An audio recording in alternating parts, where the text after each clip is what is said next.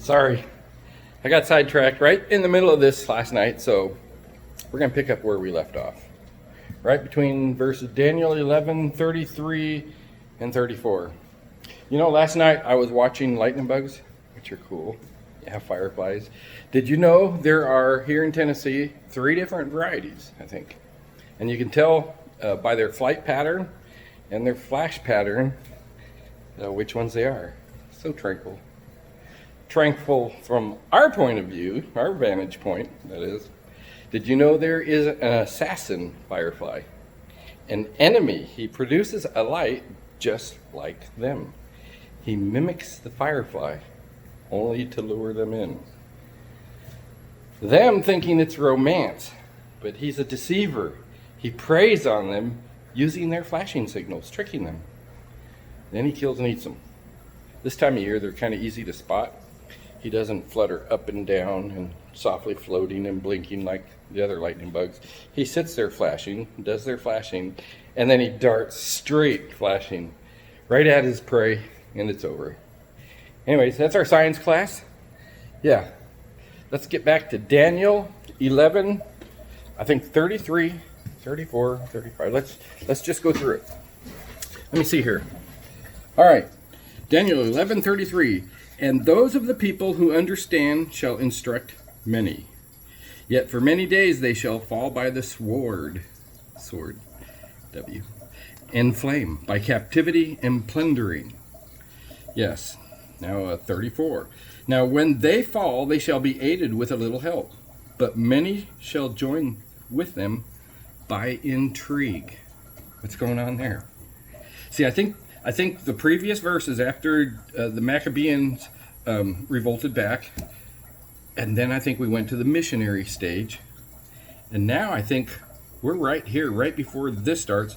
I think this has to do with tribulation saints or the church, right before the tribulation begins, right before the rapture. Daniel 11:35 says, and some of those of understanding shall fall, to refine them, purify them, make them white until the time of the end, because it is still for the appointed time. So one could say, just a thought, study it for yourself. Here's a maybe. It's maybe a reference to what we would call the tribulation saints. That verse right there, verse 34, that whole thought could be a study in and of itself, but I'll leave that idea with you. But I think this is the tribulation saints. They get a little help as needed, but they fall, and many join by intrigue. That's some interesting stuff right there. Someone might say, hey, John, are you out of your gourd?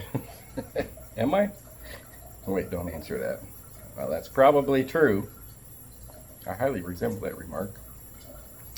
I'm going to read that again, but first I want to read just a portion of Revelation 7, 13, and 14. This is John.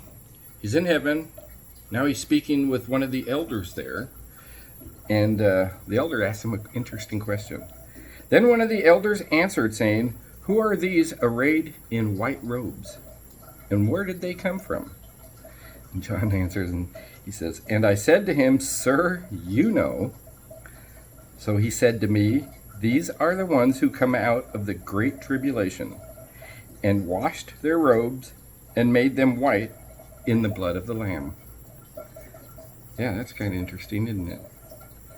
So let me go back and read those here, and see if that sounds a little bit familiar. And those of the people who understand shall instruct many, yet for many days they shall fall by the sword and flame, by captivity and plundering. Now when they fall, they shall be aided with a little help, but many shall join with them by intrigue. And some of those of understanding shall fall, to refine them, purify them, and make them white until the time of the end, because it is still for the appointed time. So that word intrigue can be translated insincerely, deceitfully, hypocrisy. So some are going to deceitfully infiltrate them, whoever this may be. Yeah, I think it's referring to the tribulation saints or the church depending on the exact timing, right before the tribulation. Or before the rapture. There may be a time of suffering under the wrath of the enemy going after God's people. So, missionaries, bringing us to verse 34, which would be just after the 3.5 years of pseudo peace. There, this great world leader, this really great guy, comes on the scene. And then we get to verse 35. And let me read that now. Or is it 36 now? Yeah, 36. The king, the Antichrist, shall do according to his own will. He shall exalt and magnify himself above every god, shall speak blasphemies against the God of gods, and shall prosper till the wrath has been accomplished. For what has been determined shall be done. Now, I like the King James Version on this one, because some of the translations, they put a then at the beginning. Then the king, the Antichrist, shall do according to his own will. But actually that then is not there. It says, remember in the original, they also didn't have a separation of verses. So let me read the previous one and watch how it flows right into this one. And some of those of understanding shall fall to refine them, purify them, and make them white until the time of the end, because it is still for the appointed time. The king, Antichrist, shall do according to his own will. He shall exalt and magnify himself above every god, and he shall speak blasphemies against the God of all gods, and shall prosper till the wrath has been accomplished, for what has been determined shall be done. Yeah, so this is about where we're at today, or close to it.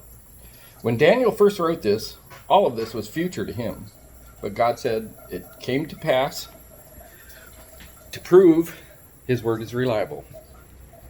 So now this verse 36 for sure is the future. And the future, which is for sure. So how much future? Good question. I don't know. How much for sure? 100%. So now let me continue reading. So the Antichrist comes on the scene, makes that peace. Then war starts. 1137 now. He shall regard neither the God of his fathers, so probably God of his fathers, probably Jewish ancestry, nor the desire of women, might be gay, could be. There's an old Hebrew saying among the Hebrew women that they want to be the mother of the Messiah, want to birth the Messiah. Some say it could refer to that, but nor the desire of women. I think he might be gay.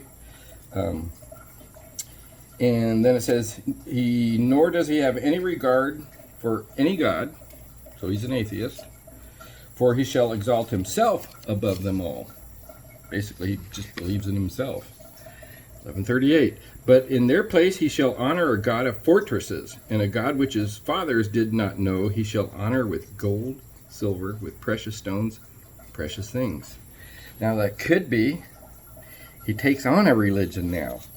And it's a God which his fathers did not know. Now, they knew the Hebrew God. They disobeyed him, but they also were taking up these idols, the Canaanite idols, Baal, Molech, all these other ones. So he's not taking one of those up. This is a new one. Could it be Allah or something like that? 39 says, thus he shall act against the strongest fortresses with a foreign God, which he shall acknowledge and advance its glory. And he shall cause them to rule over many and divide the land for gain. So this religion that he's picking up, he's this false god, basically, which is himself, he's going to advance its glory against the strongest fortresses in the world.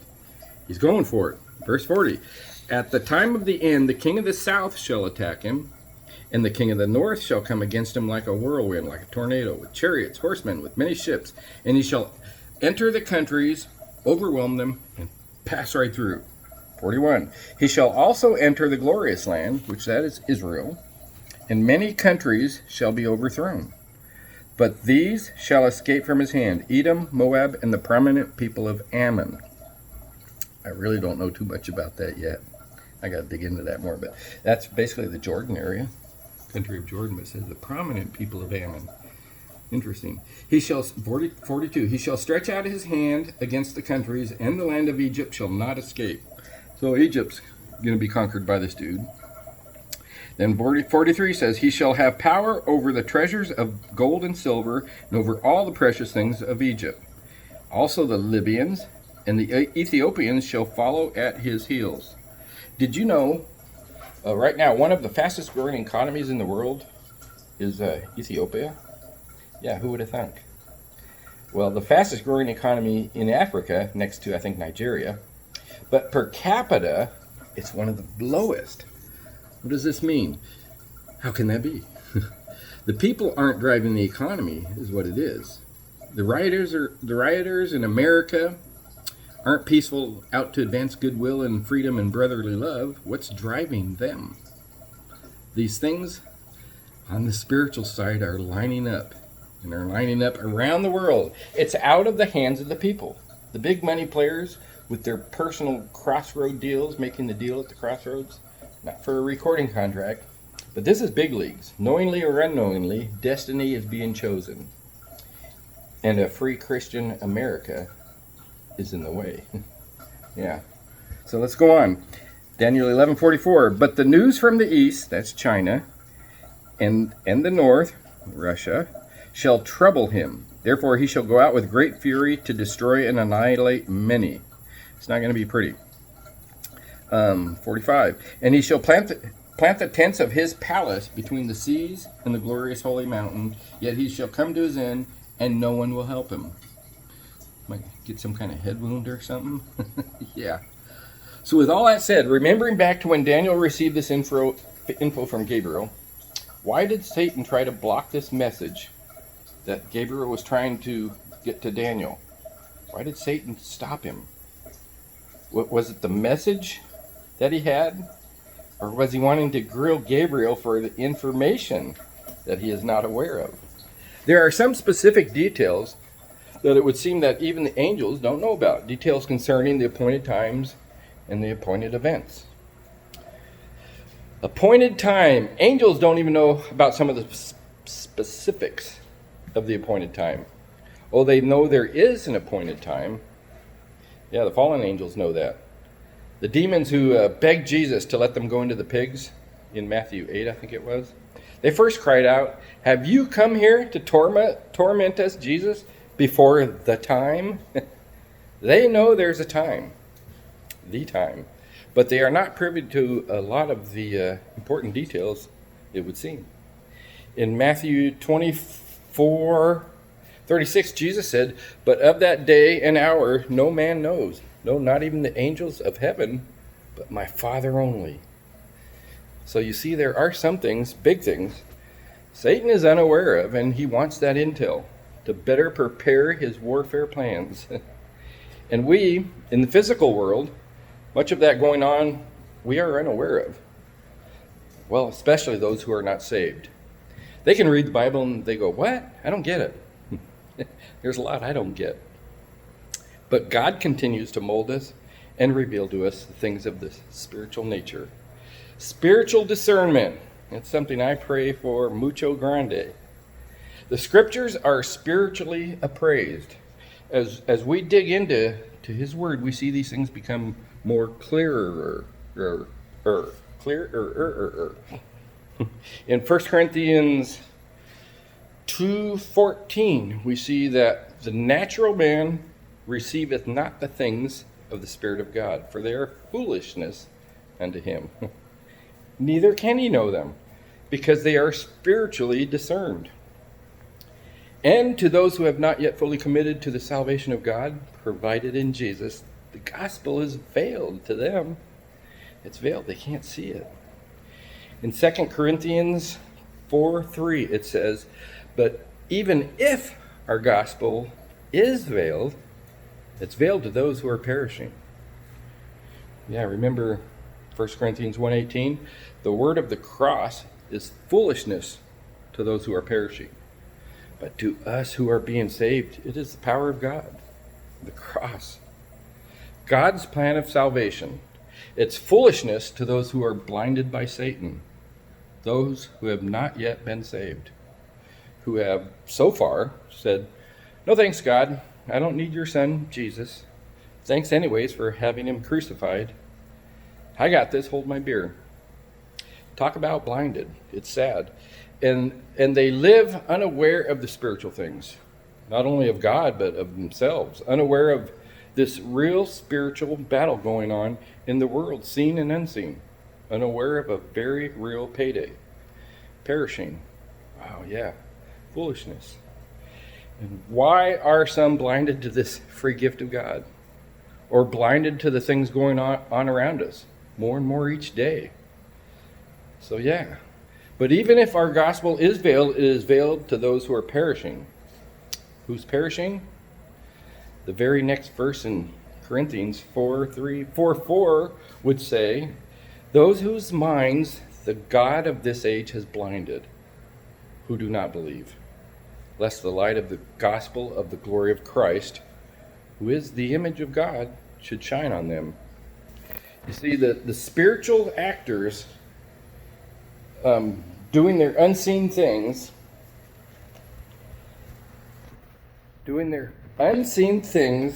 unseen to most, physically speaking, but we see the works played out in the flesh.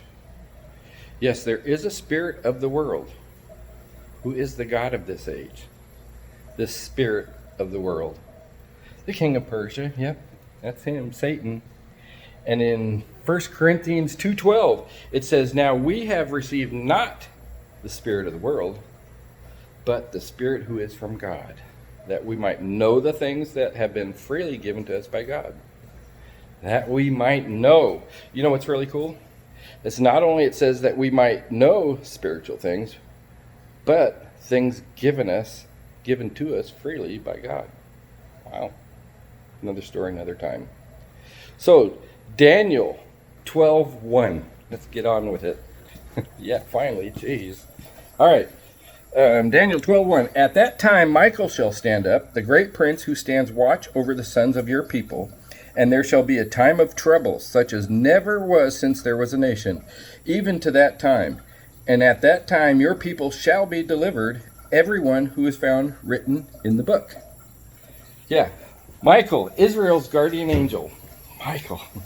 He's going to take a stand, and there shall be a time of trouble such as has been seen since there was a nation.